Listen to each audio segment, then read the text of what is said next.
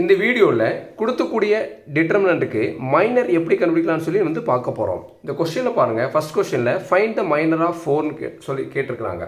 அதாவது minor of 4 வந்து கண்டுபிடிக்க சொல்லியிருக்காங்க. 3/3 டிட்டர்மெண்ட் வந்து கொடுத்துட்டாங்க.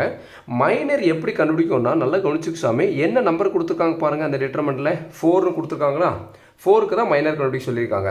அப்போ அந்த கொடுக்கக்கூடிய டிட்டர்மெண்ட்டில் 4 எங்கே இருக்குன்னு பாருங்கள். இங்கே இருக்குங்களா 4, அந்த நம்பரை வந்து ரவுண்ட் பண்ணிடணும்.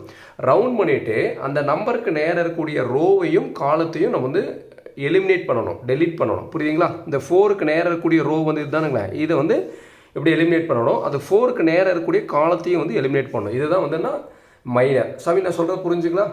அதாவது eliminating the row and column in which that element is present. அதுதான் இந்த 4ங்கிற நம்பருக்கு பார்த்தீங்கன்னா அந்த நம்பருக்கு நேரக்கூடிய ரோவையும் காலத்தையும் நம்ம வந்து எலிமினேட் பண்ணிடணும். எலிமினேட் பண்ணதுக்கப்புறம் பாருங்கள், இங்கே டிட்டர்மெண்ட் கொடுத்துருங்க.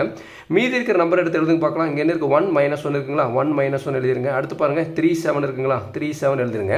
இப்போ பாருங்கள் 3/3 டிட்டர்மெண்ட் 2/2 டிட்டர்மெண்ட்டாக மாறிடுச்சு. இப்போ என்ன பண்ணணும்னா இதை வந்து நம்ம சிம்பிளிஃபை பண்ணணும். இப்படி ஒரு ஏரோ மார்க் கொடுத்துருங்க. கொடுத்துட்டு பாருங்கள் பிராக்கெட் மைனஸ் பிராக்கெட்னு கொடுத்துருங்க. 2/2 டிட்டர்மெண்ட் வந்தாலும் இதுதான் மெத்தட். இப்போ என்ன பண்ணணும்னா இந்த ஏரோ மார்க் கொடுத்துருக்கு பார்த்தீங்களா, இதை வந்து மல்டிப்ளை பண்ணணும். 1 × 7 நம்மளுக்கு என்ன வரும்னு சொல்லுங்க பார்க்கலாம், 7 வருங்களா. அடுத்து 3 × -1 நம்மளுக்கு என்ன வரும், -3 வருங்களா. இப்போ நம்ம இதை வந்து சிம்பிளிஃபை பண்ணலாம். 7 மைனஸ் இன்ட்டு மைனஸ் என்ன ஆகும், ப்ளஸ்ஸாக வருங்களா. அப்போ 7 + 3ன்னு வரும். 7 + 3ங்கிறது 10. அப்போ 10ங்கிறது ஆன்சர். மைனர் ஆஃப் 4னுடைய ஆன்சர் வந்து 10. இப்போ இதே மாதிரி 2/2 டிட்டர்மெண்ட்டுக்கு வந்து எப்படி மைனர் கண்டுபிடிக்கலாம்னு சொல்லி நம்ம பார்க்க போகிறோம். கொஸ்டினில் என்ன கேட்டிருக்காங்க பாருங்கள், மைனர் ஆஃப் -2ன்னு கேட்டிருக்காங்க. அப்போ கொடுக்கக்கூடிய டிட்டர்மெண்ட்டில் -2 எங்கே இருக்குன்னு பார்க்கணும். -2 இங்கே இருக்குது. அந்த நம்பரை வந்து ரவுண்ட் பண்ணதுக்கப்புறம் அந்த நம்பரில் இருக்கக்கூடிய ரோவை ஃபஸ்ட் வந்து டெலீட் பண்ணணும். இந்த நம்பருக்கு நேராக இருக்கக்கூடிய ரோவை டெலீட் பண்ணணும்.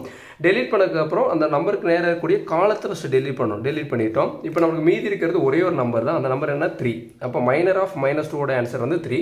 2/2 டிட்டர்மெண்ட் கொடுத்தா இப்படி தான் டைரெக்டாகவே ஆன்சர் வந்துடும். 3/3 டிட்டர்மெண்ட் கொடுத்து மைனர் கேட்டாங்கன்னா அது 2/2 டிட்டர்மெண்ட்டாக மாற்றினதுக்கப்புறம் அதை நம்ம வந்து சிம்பிளிஃபை பண்ணி ஆன்சர் கண்டுபிடிக்கணும்.